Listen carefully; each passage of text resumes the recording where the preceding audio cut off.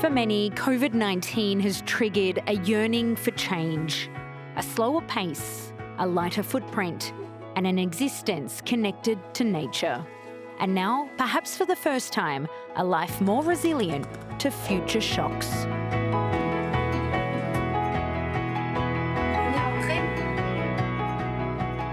Moi, je m'appelle Ève Fouché, j'ai 3 enfants et j'habite en région parisienne, à peu près à une 50aine de kilomètres de Paris. Ce qui nous est tous arrivé, là, ça nous a amenés à réfléchir sur nos conditions de vie. Ça crée un sentiment d'insécurité, le fait que les gens se ruent comme ça sur les denrées de première nécessité. On se dit qu'il va falloir quand même qu'on change quelque chose à notre mode de vie. On s'est dit que dans l'année scolaire qui arrive, prochaine, à partir de septembre, on a décidé de partir de la région parisienne pour aller vivre dans un endroit beaucoup plus reculé.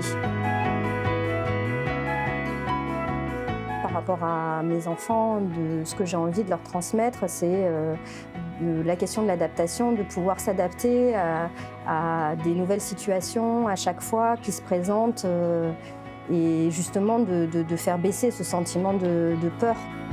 De toute façon, la crise qu'on traverse, ce n'est pas une crise unique, que les choses elles vont se reproduire à un moment donné ou à un autre. Et que du coup, il faut qu'on se protège un peu de tout ça, essayer de moins dépendre de l'extérieur.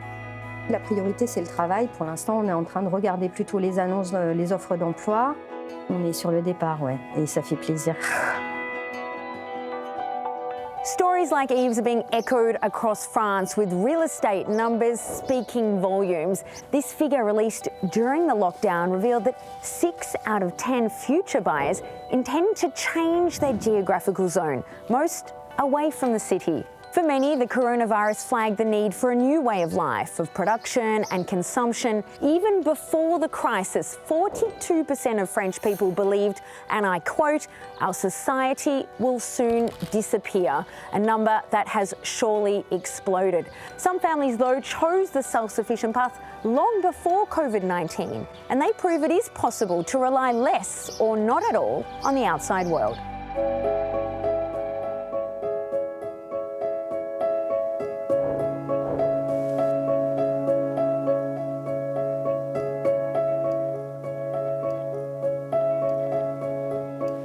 Je suis Pauline. Et je suis Benjamin. Et nous vivons à Bira en Dordogne, dans une maison autonome. Elle est construite avec des matériaux recyclés, comme des pneus, des bouteilles, des canettes. Elle récupère les eaux de pluie, elle produit son propre électricité, elle traite les eaux en interne. Noéa, notre fille, a donné ce surnom, la maison magique. Elle est magique parce qu'elle nous nourrit, parce qu'elle nous permet d'être autonome, d'être indépendant, d'être libre quand on en a la volonté. Elle nous protège. Elle nous protège.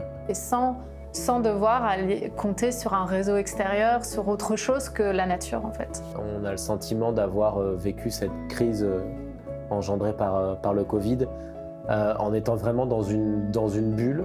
Et nous, le sentiment de vulnérabilité, on l'a vraiment absolument pas eu ici. On produit de la nourriture dans la maison. À l'intérieur, on va avoir tout ce qui est herbes, voilà, ce qu'on va utiliser vraiment tous les jours, des épinards, des blettes pour pouvoir vraiment du chouquet pour pouvoir cueillir tous les jours, quelques feuilles. Ça nous permet d'avoir des choses qu'on ne peut pas avoir dehors, comme là on a un petit bananier, on a des fruits de la passion. On a même l'aloe vera pour la cosmétique. Et puis dehors, on va aller faire plutôt tout ce qui est quantité, quoi. On va avoir les pommes de terre, voilà, les choses qui prennent de la place, les artichauts. Du coup, l'été passé, par exemple, on n'a pas dû acheter de légumes de tout l'été. Après, en hiver, c'est un peu plus compliqué parce que nous, on ne connaît pas tout ça, donc on apprend, donc on fait plein d'erreurs. Donc on est quand même contraint encore d'aller au supermarché, notamment pour les produits de première nécessité et après pour les fruits et légumes qu'on n'arrive pas encore à produire ici. C'est vraiment très long et très difficile de pouvoir atteindre l'autonomie, voire impossible. Il y a beaucoup de gens qui essayent de s'y rapprocher, mais d'être complètement autonome en fruits et légumes, c'est très difficile et très rare. Mais c'est juste, il y a des étapes. Et la première, c'est juste de se questionner, en fait. De se questionner sur d'où vient ma nourriture, est-ce que j'ai vraiment besoin de ça?